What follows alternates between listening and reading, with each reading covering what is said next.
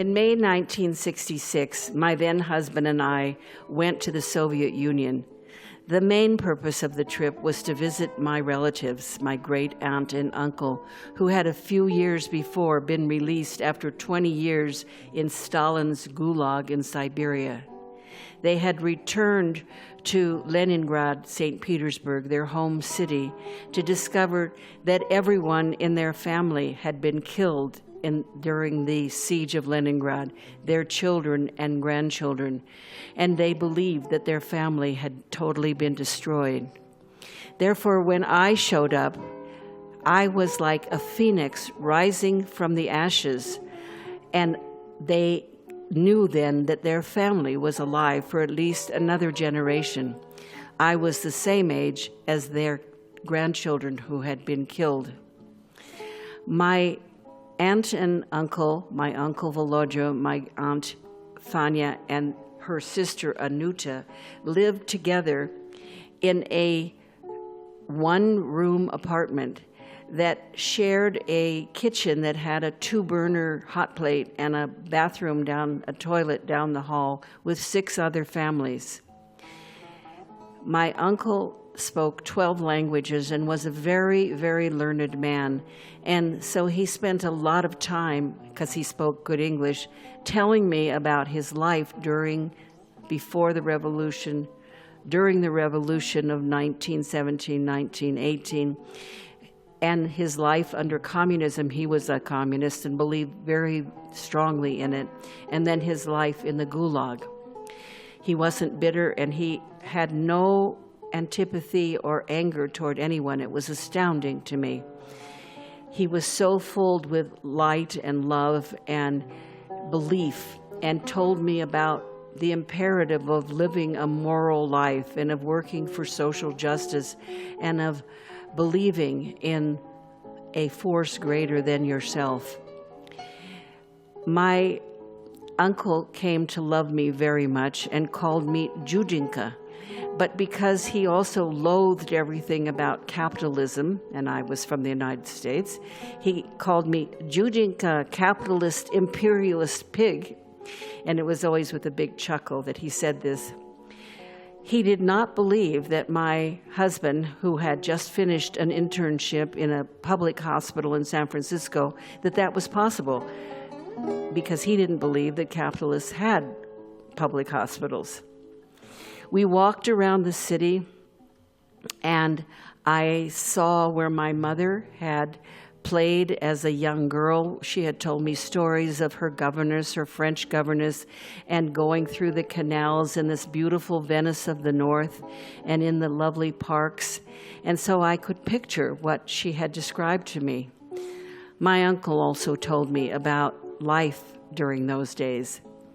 Then we visited the Petropavlovsk prison, which was built on an island in the Neva River by Peter the Great when he built his city, St. Petersburg, and it was to ward off the Swedes. But this big fortress with its prison became one of the infamous political prisoners in both under the Tsar and under communism. Dostoevsky had spent time there, as had many other writers, and so had my grandfather. My grandfather, who was a member of the Duma, the Senate, after the fall of the Tsar, but before the Bolsheviks overthrew the socialists that my grandfather was. My grandfather was there for 8 years.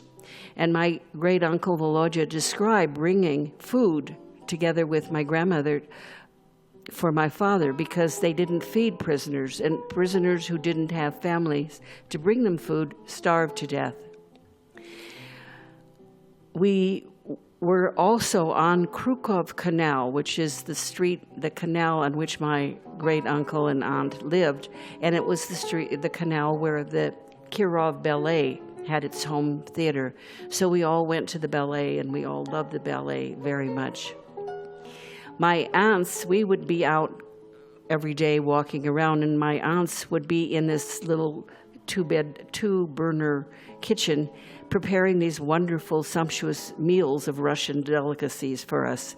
So when we'd come back, we'd plop ourselves in these chairs, and my aunts would with a big grin, serve us these heaping, wonderfully smelling feasts of pilmeni, piroshki, borscht, all kinds of Russian delicacies. They were all covered in sour cream and butter and chives, and served with such love. So my aunts would sit there and say, "Kushiti, kushiti, eat, eat," as we enjoyed their food, and they savored watching this younger generation eat their food. Such a great blessing to them. When it came time for us to leave, we were there nearly 2 weeks. My aunts kept running out on some kind of little mission, and when they came back on the day before we were to leave, with big, big smiles on their face, they handed me a present all wrapped up. I opened it, and it was a ring. The ring was made of an Alexandrite stone named for Alexander the Great, and found only in Russia. It's a stone that's purple in the daylight and turns into blue-green in artificial light. But when they wanted to make me this ring, they had no money and they had no gold. So the two aunts went to a dentist and had their gold fillings removed and melted down and made by a jeweler into this ring.